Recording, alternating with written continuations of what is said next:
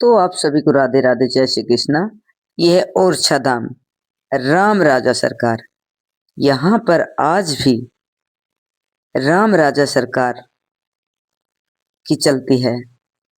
आज भी राम राजा को पुलिस वाले रोज सलामी देते हैं।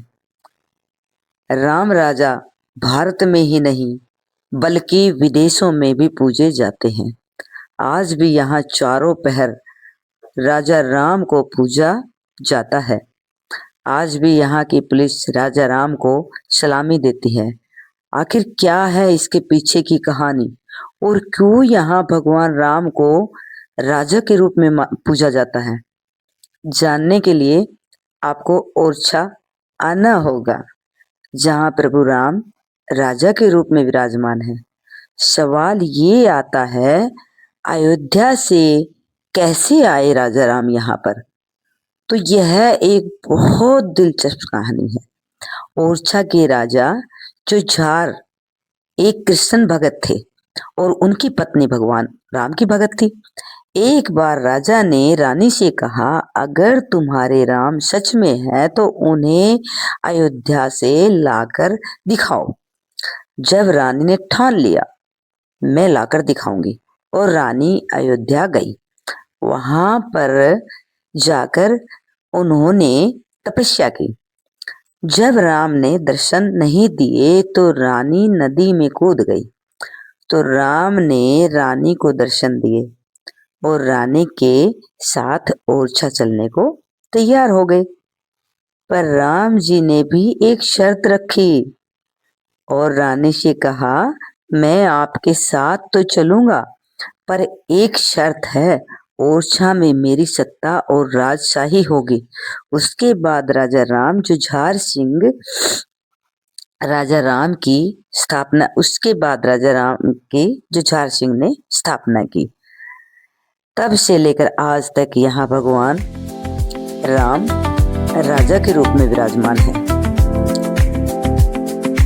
तब से लेकर आज तक मध्य प्रदेश की पुलिस राजा राम के दरबार में बंदूक से राजा राम को सलामी देती है।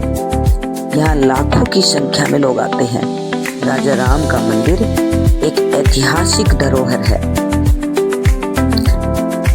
राजा राम का मंदिर एक ऐतिहासिक धरोहर है और अगर कभी आप यहाँ आएंगे तो राजा राम के दर्शन जरूर करें। यहाँ हर मनोकामनाएं पूर्ण होती हैं और सभी को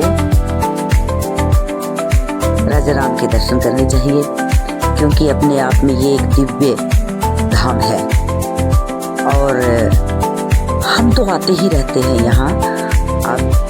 अब की बार ये पहला मेरा फर्स्ट व्लॉग है राजा राम के दरबार का। वैसे अंदर वीडियो नहीं बनाने देते, पर मैंने कोशिश तो बहुत की है। फोन छुपा कर अंदर लेकर आए हैं हम। बहुत कोशिशों के बाद ये एक छोटा सा वीडियो मैं बना पाई हूँ।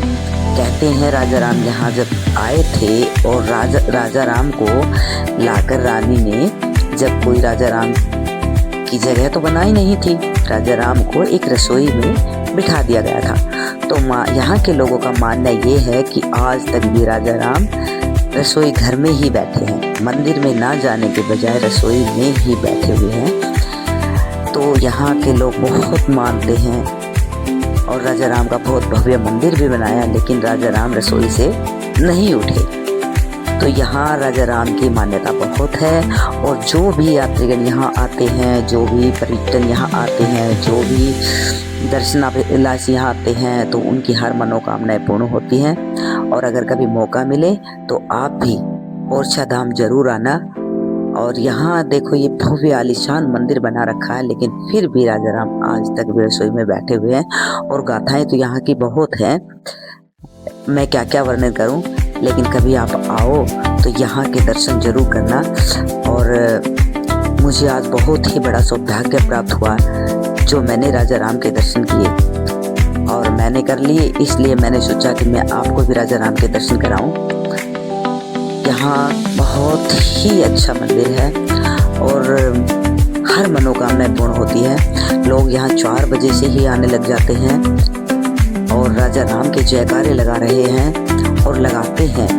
मैंने इतना यहाँ देखा है, जब भी मैं आई हूँ बहुत भव्य मंदिर होती है, मैं इस भव्य मंदिर में बहुत भारी भीड़ होती है और राजा राम के जयकारों के साथ ध्वजा लेकर आदमी जयकार लगाते चलते हैं। तो आपको ये हमारा छोटा सा प्यारा सा ब्लॉग कैसा लगे हमें कमेंट में अवश्य बताना और हमारा हौसला बढ़ाना। अगर हमारा ये ब्लॉग आपको पसंद आए तो एक बार कमेंट में जय श्री राम जरूर लिख कर जाना।